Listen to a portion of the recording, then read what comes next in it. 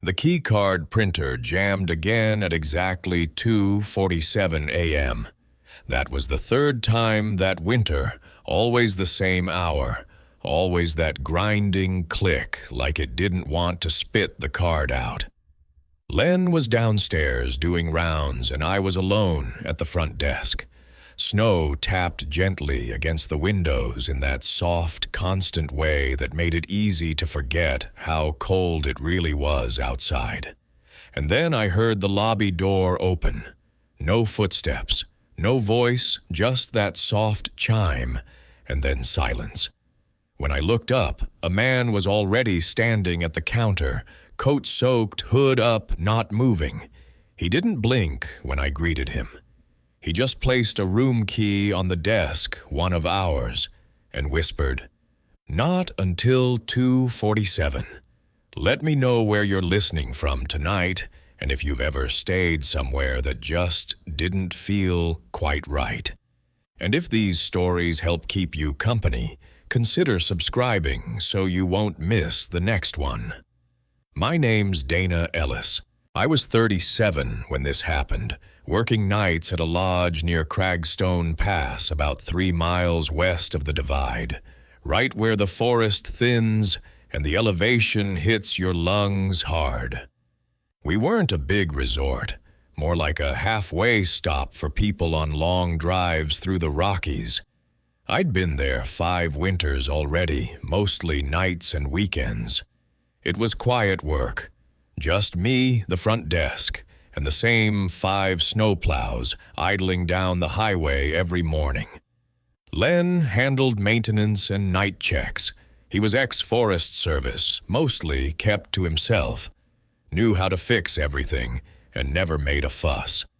That week, a storm had rolled in hard from the northwest, the kind that shut down the roads and made the trees vanish behind swirling white for hours at a time. Most of our guests had either left early or canceled. We had maybe 4 rooms occupied that night. I remember because I'd just finished folding the spare towels behind the desk when the last reservation checked in a family from Denver. After that, everything was supposed to be done. Except I never saw that man come in. I mean that literally. No name in the system, no record, no footsteps in the snow on the security cam. Just there. 1 second I was alone, and the next he was standing at the counter holding out a worn leather glove and a key I hadn't issued. Room 213. I remember the way the numbers looked on the tag, slightly off-center, like the label had been printed too fast. I asked if he had a reservation. He didn't answer. Just stood there, soaked silent. Not hostile, not really, just wrong. The kind of presence that makes your skin try to shrink away from your bones. After a beat, he spoke. His voice was low, thin, like the sound you hear through a wall. He said, "Not until 2:47, and slid the key toward me. Then he turned and walked back out the door. No suitcase, no coat removal, nothing. The moment he left, the printer jammed. At exactly 2:47 a.m., I called Len on the radio. Didn't want to panic him, just said I had a weird check-in, and could he maybe take a look at room 213 later. Len's voice crackled through like usual. He sounded tired, but not bothered. "Room 213's empty tonight," he said. "No one's booked in that block." That's what I thought. Still, I asked him to swing by on his next sweep, just in case someone slipped in. We had a few people try that during blizzards, sneaking in side doors, trying to ride out the storm without paying. About 10 minutes passed. The lobby was dead quiet again, aside from the hum of the soda machine and the snow ticking against the glass. I glanced at the desk and realized the key was still there. 213. The tag was faded, not like our other keys, The font was different, smaller. Len radioed back at 3:03 a.m. I checked it. Door was locked, no sign of entry. Rooms clean. I almost told him about the man, but something held me back. I just said, "Thanks," and pretended to write something down on the clipboard. When I finished my shift at 7 Hoziers, I left the key on the desk for day staff. Told myself it had been a prank, maybe one of the plow guys playing a joke. I should have logged it. I didn't. I just went home, made tea, and tried not to think about the way the man's eyes never blinked. The next night, I came in for my shift and the key was gone. I figured day staff had filed it or tossed it, but when I checked the logbook, there was no mention of it. I asked Marlene, the day manager, if she'd seen anything. She frowned and said no key had been left when she clocked in. The weird thing was, I'd left a sticky note on it, just my initials and the time. She said she never saw a note. That was the first night I started hearing the door to room 213 open on its own. We kept a log of internal door sensors, mainly to monitor guests leaving early or sneaking pets in. Between 2:30 and 2:50 every morning that week, 213's door would register as ajar just for a second or two. But every time Len or I checked, it was closed. No one inside. Heat untouched. Bed still made. Len started joking that we had a ghost. I didn't laugh. A few nights later, Len radioed in while on patrol. Said he saw someone through the window of 213. He said the man was standing with his back to the glass, completely still, like he was waiting. Len knocked. No response. When he unlocked the door, the room was empty. Not just empty, freezing cold. The radiator had been shut off, and the mirror above the dresser was fogged like someone had just breathed on it. After that, I started keeping the key with me during my shift. Taped it under the desk. Just something about it made me nervous. The door kept opening at 2:47 every night, just a second or two. Then one night, it didn't close. The sensor log showed the door stayed open for 7 minutes. Len went up with his flashlight and didn't come back for almost 20. When he did, he was pale. Said the room felt strange. Not cold, not warm either, just still. He said the carpet felt damp, but nothing was wet. And on the bed was a folded newspaper from March 12, 1996. That date meant nothing to either of us. But the guest name listed in the ledger from that night, Turner. Len Turner. He swore he'd never stayed here before working, said he'd never even been to Cragstone before 2007. But the ledger was real. The signature matched his. And the key that was found in the drawer with the newspaper, room 213. I still have that key, even after I left the lodge the following spring. I keep it wrapped in cloth, tucked in a jewelry box I never open. I don't know why I haven't thrown it away, but sometimes, not every night, but sometimes I wake up at 2:47 a.m., and I swear I hear the faint sound of a card printer jamming. I don't usually talk about this. It's one of those stories that doesn't have a satisfying ending, no twist, no justice, no answer, just a quiet, slow unraveling. My wife says the house changed us, but I think the change started before we even stepped inside. My name's Josh Whitaker. I was 33 when it happened. Emily and I had just bought our first home together, a foreclosed duplex outside a dying little town in rural Ohio called Mercer Hollow. We didn't know much about the area. We were drawn to the price, not the zip code.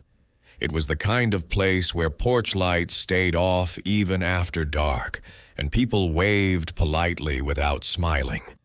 The house itself was old, but solid 2 stories, vinyl siding, narrow yard out back, a little tilted. But we told ourselves it had character. Emily was excited to finally paint her own walls. I was just glad to have a place where the coffee didn't taste like our upstairs neighbor's laundry soap. We moved in during April, right before the rain started, and that's when the house began to breathe back. The basement was the first thing that felt off.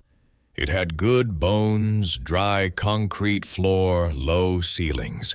But there was a door at the far end, heavy wood, scratched all around the frame like someone had tried to pry it shut.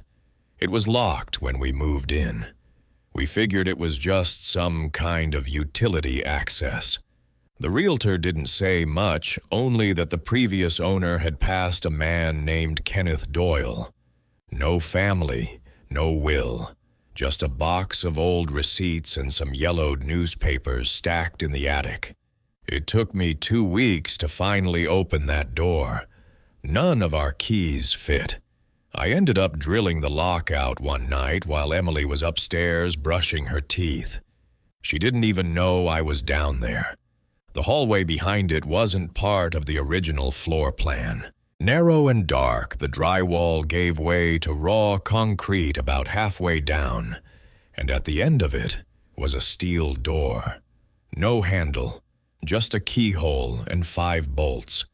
It looked like something from a Cold War bunker. I stood there for a long time just staring at it. I don't know what I expected, but when I finally forced it open, the air hit me first. It was thick, damp, not moldy, but sour, like sweat soaked into old metal. The room inside was small, no windows, 1 mattress on the floor stained dark in the middle, and a heavy-duty shelf bolted into the far wall. That shelf still shows up in my dreams. There were 5 glass jars sitting in a perfect line, each one with a white label handwritten in black marker, Lindsay, Tasha, Aaron, Mara, Isabel. Inside the jars were little things that made no sense together. A pink hair ribbon, a toy ring, a scrap of faded cloth. One jar had what looked like baby teeth, neatly arranged. Emily came downstairs while I was still trying to make sense of it. She didn't scream. She just looked at the shelf, then at me, and whispered, "This room isn't on the blueprint." We called the police. A young deputy showed up first, but when he saw the jars, he radioed for backup and left the house without saying much. By midnight, crime scene tape was across our basement door. They kept us out for 3 days. When they let us back in, the shelf was gone. A detective named Riley told us quietly that one of the names, Mara Elliott, matched a missing persons case from 2008. She was 11 years old, vanished walking home from school 2 towns over. No leads, no closure. That's when the local news picked up the story. And Mercer Hollow changed. We weren't the new couple anymore. We were that house. People crossed the street when we came outside. A blogger from Cincinnati tried to climb through our back window. Some guy from Indiana offered to rent the place for a week to conduct a ritual. We tried to keep to ourselves, but it didn't matter. The house wasn't quiet anymore. Emily stopped sleeping. She stayed up late, researching cold cases, whispering names to herself like she was trying to memorize something important. I started hearing sounds, soft clicks from the basement, a creak like weight shifting behind the wall.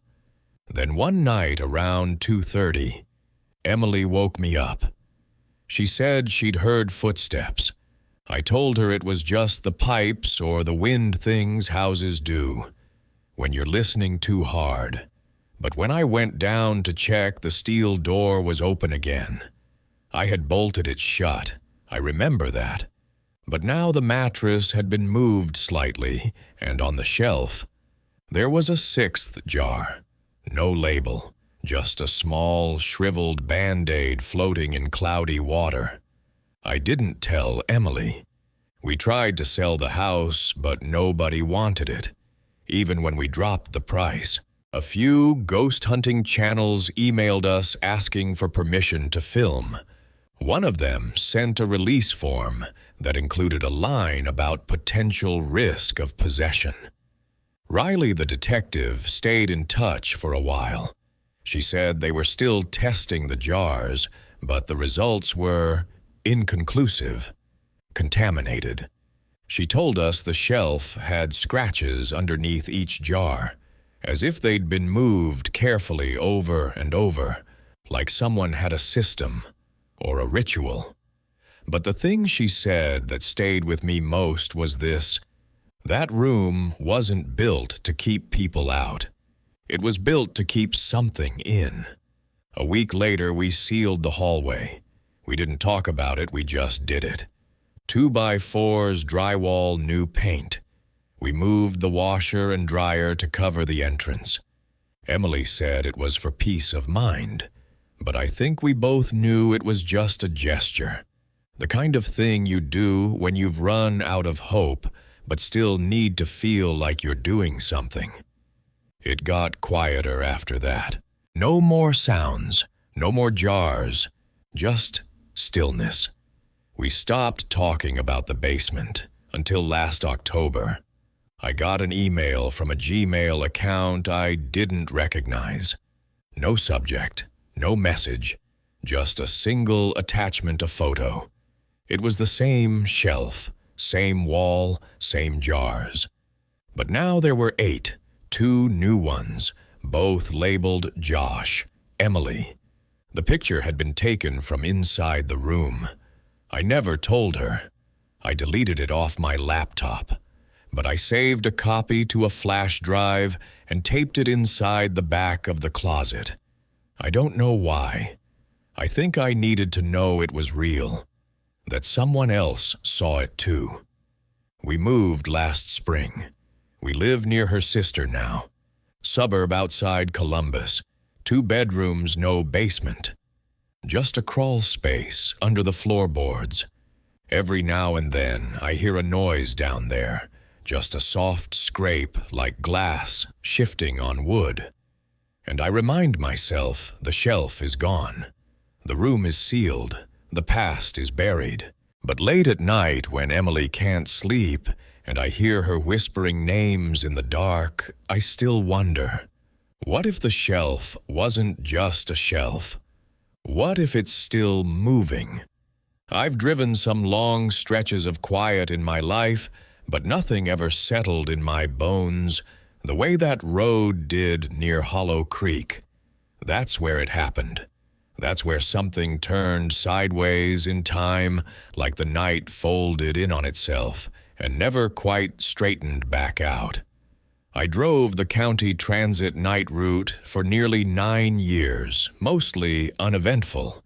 An occasional drunk, a half-asleep nurse, a few students trying to get back to the community college on the cheap.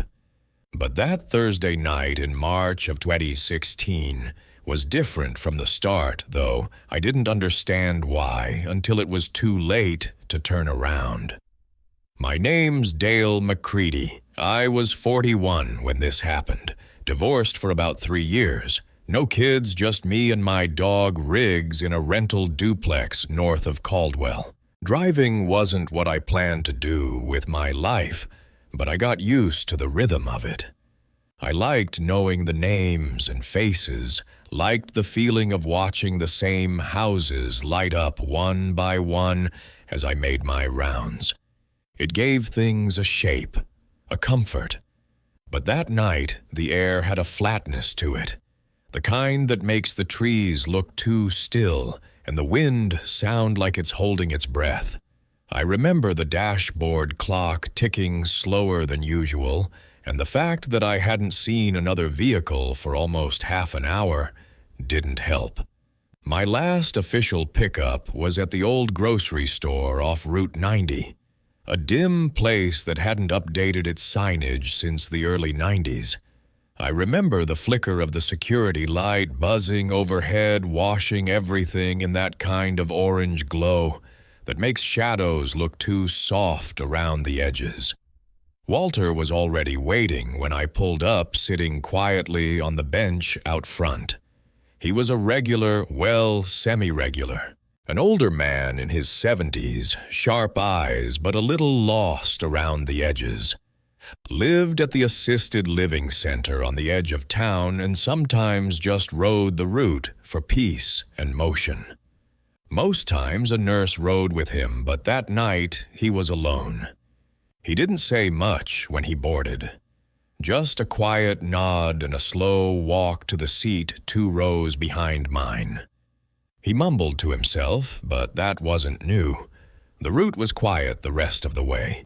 Streetlights grew farther apart, trees thicker. By the time we were close to Hollow Creek, I figured he'd hit the stop button by accident when the chime went off. That road hadn't been an official stop for years. It used to lead to a cluster of hunting cabins, but those were long abandoned, overtaken by vines and rot. I slowed anyway. Habit, I guess. The kind of respect you give a man with weathered hands and more years behind him than ahead. Walter stood up slowly and walked to the door. I remember the way he paused at the top step, one hand on the rail, the other hanging limp at his side. He turned his head just enough for me to see the corner of his face. Then, soft and plain, he said, "They came from the trees." It wasn't dramatic, wasn't whispered, just spoken, as if it were a memory returning, not a warning. The door closed behind him with that soft hiss of the air seal, and I waited maybe 30 seconds watching him walk into the tree line. He didn't look back, just disappeared into the dark. That's when the radio cut out.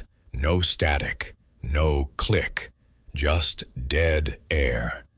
Then the dashboard lights started blinking, check engine battery oil temp one after another in a slow sequence. But the engine stayed running. I tried the radio again. Nothing. Even the cabin lights dimmed like the power inside the bus was being siphoned off for something else. I looked in the rear view mirror instinctively and caught something in the reflection that didn't match what I'd seen in the windows. At first, I thought it was a trick of light, maybe a sapling caught in the glow of the taillights. But then it shifted.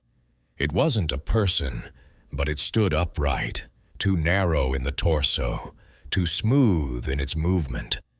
I couldn't see details, just the outline of something tall, thin, maybe 7 feet, leaning slightly, as if adjusting weight from one foot to the other.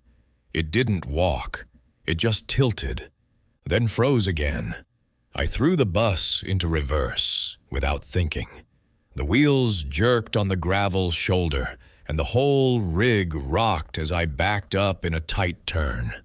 That's when I heard the sound something long and sharp scraping down the side of the bus.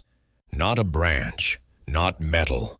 It sounded deliberate, like someone or something was dragging fingers just barely touching the surface, savoring the contact. I didn't wait to see what it was. I floored it back toward the main road. The trees on either side felt too close. I kept glancing in the mirrors, trying not to. Every time I did, I thought I saw movement along the edge, low, fast gone, before I could be sure it was ever there. It wasn't just one thing. It was like the shadows had multiplied and started mimicking motion. I kept telling myself I was tired, that I hadn't eaten dinner, that maybe the dash glitch had rattled me more than I realized. But deep down, I knew I'd crossed a line I wasn't meant to cross. and I wasn't sure I'd made it back. When I pulled into the depot lot, everything was dark. Normally there'd be a night shift clerk or at least one other driver swapping logs. But the garage was locked and dark inside. I parked the bus, wrote up a quick incident report, left out the strange stuff, of course, and locked the main gate behind me. I even remember walking rigs later that night, trying to convince myself it was just a bad evening with bad weather and a lonely passenger. The next morning, the dispatcher called. They found the bus, back on Hollow Creek Road, engine off, keys in the ignition, driver's door open. But I remembered driving it to the depot. I remembered clocking out. The GPS showed two conflicting logs, one showing the vehicle arriving at the depot at 9:17 p.m., and another showing it shutting down at Hollow Creek at the exact same time. The onboard camera had gone black right after Walter stepped off. A waitress found him the next morning, sitting barefoot at a diner 20 miles south, pine needles in his hair, mud on his hands. He kept repeating the same phrase to the server. They came from the trees, over and over. His shoes were never found.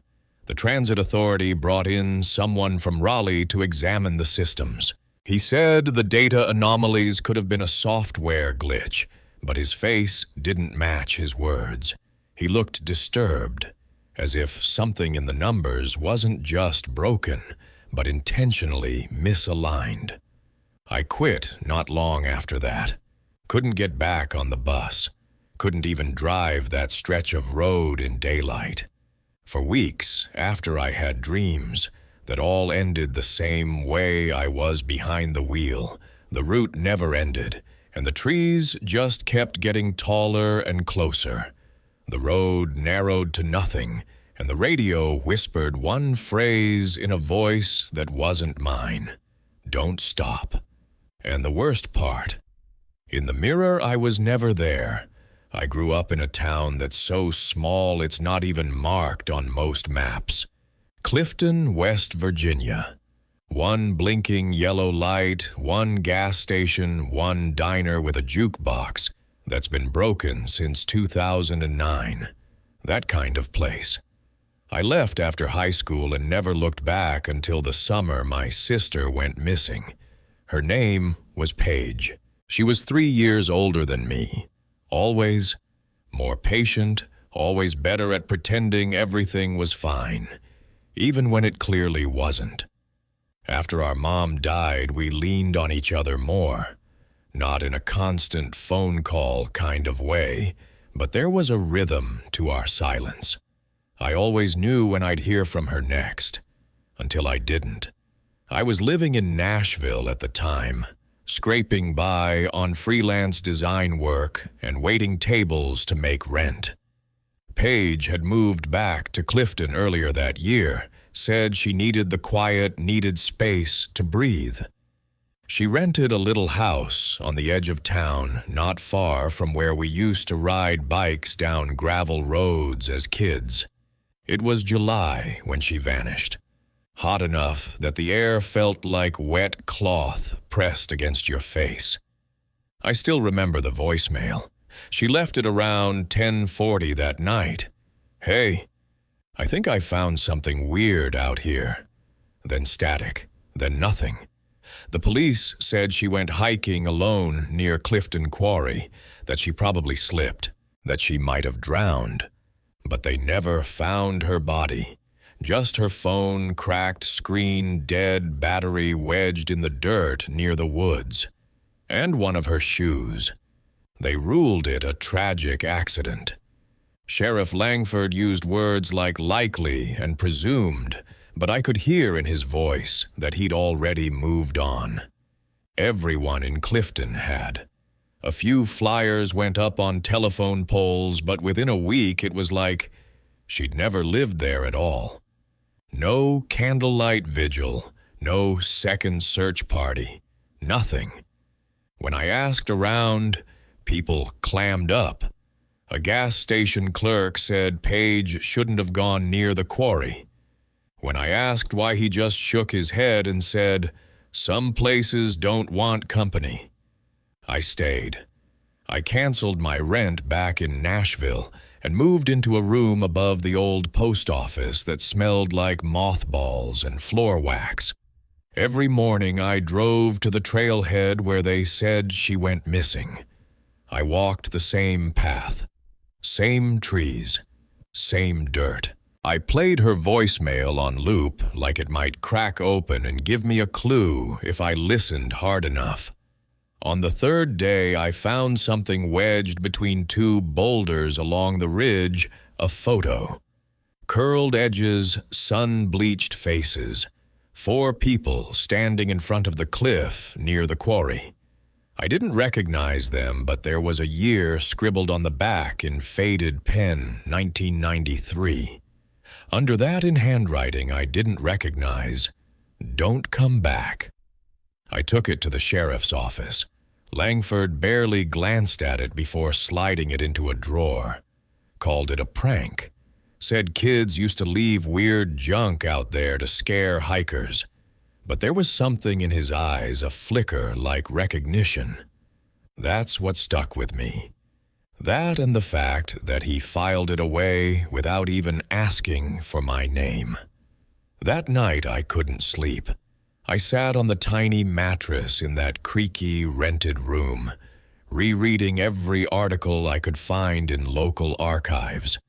That's when I noticed something. Page wasn't the first. There were others. Jack Redfield, Alyssa Lang, Brent Waters. All disappeared during the same summer in the early 1990s. All last seen hiking near the quarry. No obituaries, no follow-ups. Just their names in a string of small police blotter entries like flickers in the dark. When I mentioned it the next day to a waitress at the diner, her hand froze mid-pour, and she said without looking at me, "People get lost in the woods all the time." But she didn't sound convinced. I went back one last time, maybe hoping to find a piece of Page's necklace, maybe just needing to hear something real. This time I walked deeper into the trees past where the trail stopped. The heat was still thick, but the air felt different, colder, denser. The light didn't quite filter right through the branches. I found a pattern carved into the rock just past the eastern ridge, 3 circles intersecting with jagged lines running through them. It looked deliberate. I brushed away dirt and found more markings, symbols maybe, or letters worn down by weather or time. Then I heard it, footsteps behind me, steady, soft. I turned, but no one was there. Still, the air carried weight like someone had just exhaled near my ear. I left fast, nearly twisting my ankle on the way down. When I got back to my car, the driver's side door had been keyed, deep cuts across the paint. On the back window, someone had etched the same symbol I saw on the rock, those 3 intersecting circles. I called the police. A deputy came, took a few photos, but when I showed him the marking, he stopped writing. Told me it was probably just kids, then added, "Best not to stir things up." He said it like a warning. And suddenly I realized they weren't curious. They were afraid. Not of what happened, but of what might come back if anyone looked too closely. Still, I couldn't stop. I started asking about the names again. Jack, Alyssa, Brent this time. At the scrapyard. The hardware store, anywhere. Someone might have stayed in town long enough to remember. Most people claimed they didn't know them. But one guy, Eli, who worked nights at the scrapyard, hesitated. Said he remembered Jack, that he dated a girl from town one summer, that they used to sneak out to the quarry after dark. Then one day, Jack vanished, and the girl's family moved away a week later. They said it was a bear, Eli mumbled, but everyone knew that was just a story. I asked what really happened. He just looked toward the woods and said, "There's something out there, Mallory. Something that doesn't want to be found." Then he shut the gate behind me and didn't come back out. The next morning I returned to the spot near the ridge with a shovel. I don't know what I expected.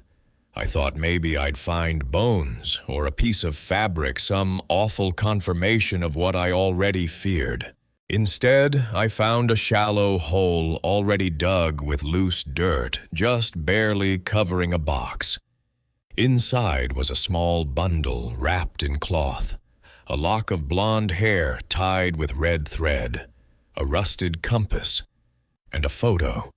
This one was newer. Paige stood near the quarry, head turned to the side, like someone had called her name. On the back of the photo, written in the same hand as the first, were 4 words. She saw too much. I left that night. I didn't call the police. I didn't file another report. I didn't even stop to return the keys to the post office rental. I just drove all the way back to Tennessee without turning on the radio once. For weeks afterward, I kept that photo in a locked drawer in my apartment. Sometimes I'd take it out just to remind myself that it was real, that she was real. Paige is still listed as missing. No remains, no new evidence, just silence. Every now and then I still dream about those woods. I see her standing at the edge of the quarry right where the trees start to lean. She doesn't speak. She doesn't wave. She just turns toward the forest and steps forward, and I wake up before she falls. The last real job I ever had was teaching 9th grade English at a small-town high school in Alabama, Pine Hollow. Just one blinking intersection, 3 churches, and a post office that still hand-stamped mail for Christmas. I'd lived there my whole life, and aside from a few community college classes in Birmingham, I hadn't ever lived anywhere else. I rented a little house 3 blocks from the school, drove an aging Toyota Corolla, and had a gray cat named Milo, who only liked me when the heater clicked on. Life in Pine Hollow was quiet, mostly predictable, and to be honest, I liked it that way. Until the morning Mr. Barlow died. Ray Barlow had been the school janitor for longer than I'd been alive. No one knew exactly when he'd started. He wore the same faded green utility jumpsuit every day and had a pocket watch that he checked even though we all had cell phones by then. He was the kind of man who kept to himself, but always showed up before the bell, after the games, holidays, summer breaks.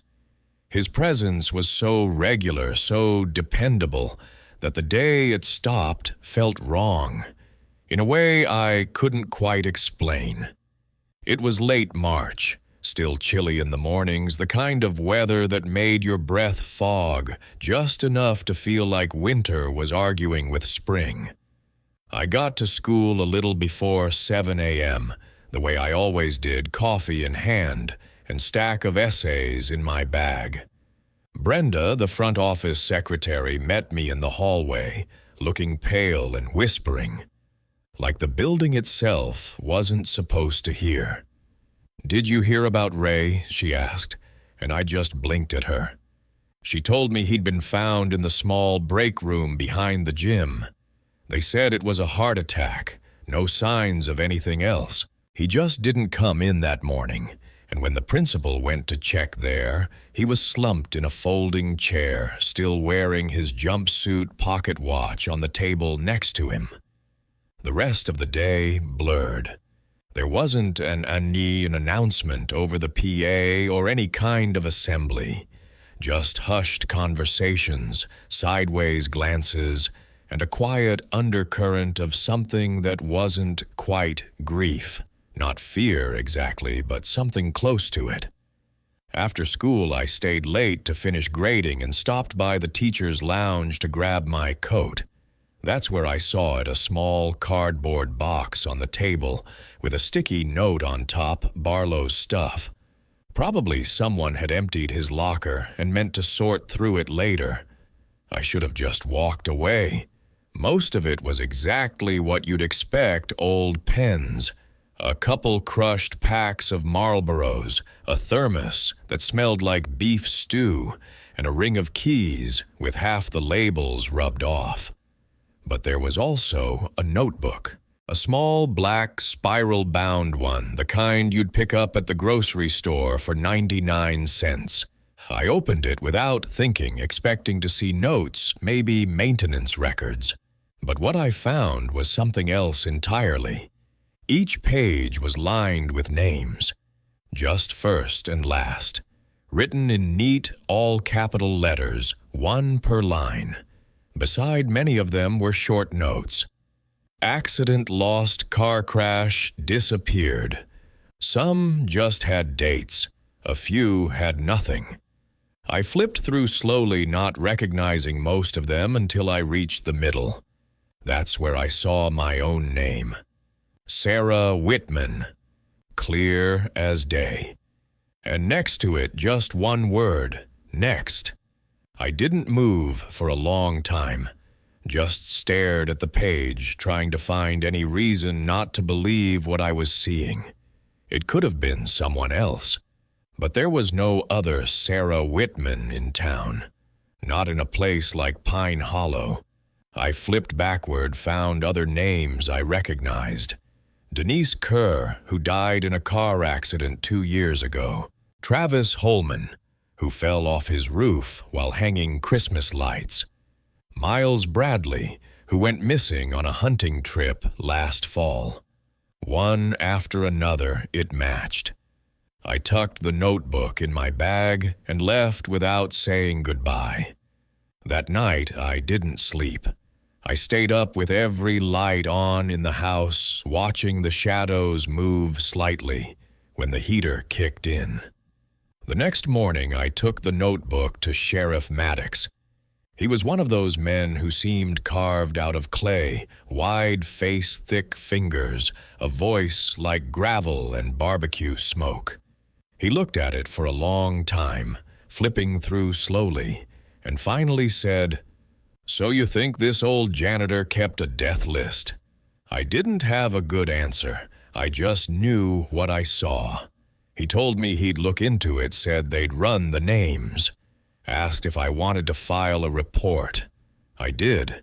Then I left, hoping I'd feel lighter for it, like I'd pass the weight off to someone else, but it only got heavier. That night, the phone started ringing around 2:30 a.m. Just once. I answered. Dead air. No voice. I hung up. 30 seconds later, it rang again. I didn't pick up. I let it go to voicemail. It didn't leave one. Every night after that, the same thing. One ring, dead air, 30 seconds. Like someone or something was waiting for me to say something first. Then there were the lights. My porch light started flickering every evening just after sunset. I changed the bulb 3 times, checked the fixture, called the landlord. Nothing helped. Milo, who usually ignored everything but food, started growling at the front window every night, like something was out there, not barking, growling, low and constant, like he was warning it to stay back. At school, I could feel it too, a pressure in the halls, even when they were empty. One of my students, Hannah Pierce, a quiet girl who kept to herself, asked me if I was okay. Said I looked like I hadn't slept. I hadn't. I was running on caffeine and fear and the kind of creeping unease that builds up like water under a floorboard. I went back to the sheriff's office the following week. Maddox wasn't there. They said he was out sick. I never saw him again. That Friday, I came home and found my front door slightly open. I always locked it. Always. I didn't go inside. I backed out to the car and called the police. 2 officers came and did a sweep, said nothing was disturbed, but the notebook was gone. I'd hidden it in a boot box under coats in the closet. No sign of forced entry, no broken windows. That night I stayed with Maggie, another teacher from the school. She didn't ask too many questions. Let me sleep on her couch. Around 2:30, I woke up to a tapping sound, soft metallic like a coin being tapped slowly against a window pane. Maggie's apartment was on the 2nd floor. There was no ledge outside that window. But when I looked over, I saw the faint outline of a man just standing there, head tilted like he was listening. When I turned on the light, he was gone. The next morning, I told Maggie everything. I expected her to laugh. Instead, she looked terrified, said she remembered hearing stories when she was in school about a janitor who warned a kid not to go near the woods behind the school. That kid disappeared. No one found him. I packed a bag that day and left Pine Hollow. I stayed with my brother up in Tennessee. I turned off my phone, deleted social media, tried to disappear, and for a while it worked. But 2 weeks later, when I returned to get the rest of my things, there was a single sheet of paper taped to my front door. Just my name in block letters, and beneath it, one word: cleared. That's when I realized it had never been about being killed. It was about being watched, weighed, measured. Maybe that notebook wasn't just a list. Maybe it was a filter. And for whatever reason, I passed. I don't teach anymore. I moved districts, changed addresses. But sometimes around 2:30 a.m., I still hear the faint tap of metal on glass. And I don't look. I don't usually talk about that winter in Dalton Ridge, not because I've forgotten it, but because I still don't understand what happened. And it's hard to explain something when you're not sure if it was even real. I was staying out at my uncle's old trailer after the divorce, helping a neighbor with his ranch, while trying to get back on my feet. Jenna had full custody of Tommy, but I saw him every other weekend. That was the only thing keeping me going at the time. Those quiet weekends with my boy, building Lego castles and watching old sci-fi movies together on a little DVD player propped up on a milk crate. The trailer sat on the edge of Hartley's property, right where the high grass turned into open field. Earl Hartley was in his 70s, then a man of few words, but with kind eyes and a sense of routine that comforted me more than I realized at the time. He'd let me live there rent-free in exchange for feeding the livestock, fixing broken fencing, and handling anything tech-related he couldn't figure out on his flip phone. Most days it was quiet, bitter cold and quiet. Nights dipped into the single digits, and the wind howled over the ridge like it was dragging something behind it. It started the first weekend I had Tommy out there. We were in the trailer making popcorn on the stove when he pointed out the window and said, "Dad, are those stars?" On the ground, I looked out expecting to see headlights, maybe, or reflectors from a snowmobile, but what I saw didn't make any sense. There were 6 or 7 small lights out in the far end of the cattle field, low to the ground about waist height. They didn't flicker like flashlights or move like someone walking. They just hovered perfectly still, pale white, silent. I grabbed the old binoculars Earl kept hanging by the door, but even with those, the lights just looked like faint orbs, not attached to anything, not casting shadows, just glowing. Tommy was fascinated. I was unnerved. I told him it was probably a drone or some equipment Earl had out there, something benign. But I knew Earl didn't own a single thing that used batteries, let alone glowed in the dark. The next morning we walked out there before breakfast. There were no tracks, no wheel ruts, no broken snow, just untouched field grass frosted stiff in the cold. I didn't mention it to Earl right away. I didn't want him thinking I was making things up, or worse, letting Tommy wander into danger. But when I finally brought it up 2 days later, he stopped stacking wood and said flatly, "They come around when the frost doesn't lift." I asked him what he meant. He just shook his head and told me not to go out there after dark and not to let Tommy look too long if they showed up again. That was the first time I noticed the frost. It hadn't melted for 3 days, even though we'd had sun. Everything else, the shed roof, the truck windows, the barn doors thawed out by noon. But the field still frozen solid, like something cold was hanging over it that the rest of us couldn't feel. The next time the lights came back was the following weekend. Tommy had just fallen asleep on the couch, bundled in 2 sleeping bags and cradling the TV remote like a teddy bear. I was doing dishes, humming to myself, when I saw the glow through the window again. This time, there were more.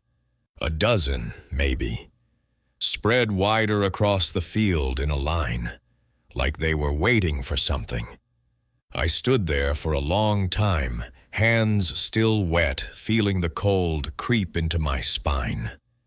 I turned off the lights in the trailer and watched from the window. One of the lights pulsed slowly, like breathing. The others followed in sequence, and then they just went out. One after another, like someone flipping a switch. In the morning, I found something new. Near the middle of the field, close to where the lights had been, the cattle gate was open, wide open. I'd locked it myself. And the tracks in the snow, hoof prints ended in a circle, not scattered like animals panicking, just ended, as if something had lifted them straight up. I told Earl. He didn't blink, just nodded slowly and said, "It's not the first time." He told me he'd lost livestock like that before, always when the frost stayed and always when the lights showed up. Once back in '92, he said he followed them into the woods behind the pasture, lost track of time, came home with a broken wrist and a blacked-out memory of 4 hours. "Don't go looking," he told me. "That's when it notices you." That night, I moved Tommy's sleeping bag into my room. The lights didn't come for a few days after that. I started to think maybe it had passed. Maybe whatever it was had moved on. Then late one Tuesday, I woke up to the sound of static, the kind of soft, crackling buzz you only hear from old TVs or shortwave radios. But we didn't own a radio, and the trailer's only TV was unplugged. The sound was coming from outside. I stepped to the door, barefoot and shivering, and pressed my ear against the metal. The static was louder there, like it was coming from the field. I cracked the door and looked out, and what I saw froze me more than the cold ever could. There was someone or something standing at the edge of the field, a silhouette against the pale grass. Not moving, just there. I slammed the door and didn't sleep the rest of the night. The next day, Earl and I walked the property. We found no prints, no broken fencing, but the frost was heavier, thicker, and the cattle wouldn't go near the back end of the field. They huddled in the far corner, twitchy and restless. Earl finally said, "You need to get that boy out of here before the new moon." I didn't argue. I called Jenna that night and made up something about a plumbing issue. She picked Tommy up the next day. He was disappointed, of course, but didn't argue much. He'd seen enough weirdness to be quietly scared in the way kids get when they know something's wrong but aren't sure what. The night of the new moon, the frost came inside. It started on the windows, slow spirals of ice that formed from the center outward. Then the sink faucet froze solid mid-drip. I could see my breath inside the trailer, even though the space heater was on full blast. I wrapped myself in a blanket and waited it out. And around 2:47 a.m., the lights came back. This time they were right outside the window, no longer in the field, no longer hovering far away. They didn't shine through the glass. They seemed to soak into it like cold light bleeding into my walls. I didn't go to the door. I didn't move. I sat on the floor with my back against the wall and stared at the gap under the door. At one point, the static returned, faint, constant, and then knocking, soft, rhythmic. 6 knocks, then silence. When the sun came up, everything was warm again. The frost was gone. The field was dry. There were no lights, no marks, nothing. Earl didn't speak to me the next day, just handed me an envelope with a check and said, "Time to move on." I packed up and left within the week. I haven't been back to Dalton Ridge. But 2 months ago, I got a letter from Earl's niece.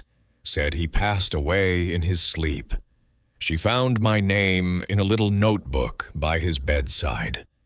Just my name and one line. The frost left him alone. I don't know what I saw out there. I don't know what it wanted, but I've learned to check the windows around the new moon. And if the frost ever forms inside again, I won't open the door. I'd gotten used to strange little towns over the years, the kinds you pass through without remembering the name. Most of my job was spent driving long stretches between client hospitals, setting up training sessions for new equipment. In 2017, I had a 3-week circuit that took me through Eastern California, just below the Nevada line. On my last night before heading home, I pulled into a town called Olancha. I hadn't planned on stopping, but the sun was already sinking behind the Sierra Ridges, and my eyes were burning from the road. It wasn't a decision so much as a pause, just one night of sleep in whatever dusty place I could find. There was only one motel. It had that familiar sun-bleached stucco look, a fading turquoise trim, and an old neon sign that blinked vacancy, even though the parking lot was empty. I walked into the office with my suitcase in one hand and my ID in the other. The woman behind the counter was maybe in her 60s, small and wiry, with gray hair pulled back in a tight bun. Her name was June, or at least that's what was written on her sweater tag. She didn't ask many questions, just slid me a key without ever glancing at my ID. "Room 7, she said. Top of the L-shaped building farthest from the office. The air smelled faintly of iron and sagebrush, and everything around me had that dead, quiet desert stillness where the wind never seems to fully move. I dragged my bag up the creaking outdoor steps and found the room unlocked. The key still worked, but the door hadn't latched. I figured it was just old hardware places. Like this rarely had proper maintenance, but it stuck with me. The room was basic. Bed lamp, stained carpet, a cracked mirror over a yellowed sink. Nothing that stood out except the humming. A low, steady vibration in the walls, like an air conditioner running 2 floors away, even though I was on the top floor and the unit in my room was off. I left my shoes on and sat at the edge of the bed, letting my eyes adjust. That's when I noticed the motel across the highway. only it wasn't there earlier. There was no second motel when I pulled in, just empty desert on the other side. But now, out the window, I saw a mirror image of the same building I was in, same shape, same color, same layout, except every window was lit, and the vacancy sign on that one wasn't blinking. It was solid red. I stood at the window for maybe 10 minutes watching that other motel sit in perfect stillness, wondering if I'd just missed it before or if it was some strange trick of the landscape. Eventually, I chalked it up to exhaustion. A long drive, desert heat, poor lighting. It had to be something explainable. At around 11:30 p.m., I heard footsteps on the balcony outside, slow, even pacing from the far corner coming toward my door.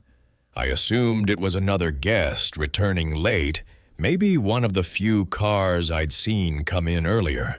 But the steps stopped outside my room, and then nothing. No knock, no key in the lock. Just stillness. I sat there completely still until the hum in the wall grew louder, then stopped all at once like someone cut the cord. I stepped toward the door, heart pounding. I didn't open it. I just listened. What I heard then wasn't footsteps. It was breathing. Heavy, steady breathing.